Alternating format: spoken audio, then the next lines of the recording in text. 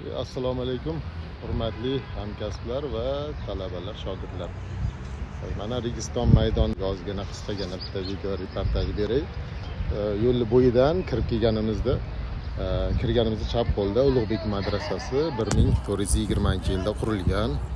Hammangiz bilasiz. Va Ulug'bek madrasasining ro'parasida hashamatli Sherdor madrasasi. Undan ro'parasi 200 yil o'tib qurilgan.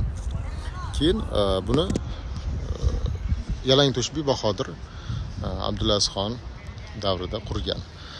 Mana bunisi esa to'rdagisi bu Tillakori madrasasi, buni ham Yalangto'shbek Bahodir qurgan. Buni esa Registon maydoni deyishgan. Chunki shag'alli, qumli yer bo'lganligi uchun Registon maydoni degan va Registon deyish faqat bu Samarqandga xos emas. Buxoroda ham, boshqa poytaxt shaharlarda ham saroy atrofini Registon deyishgan.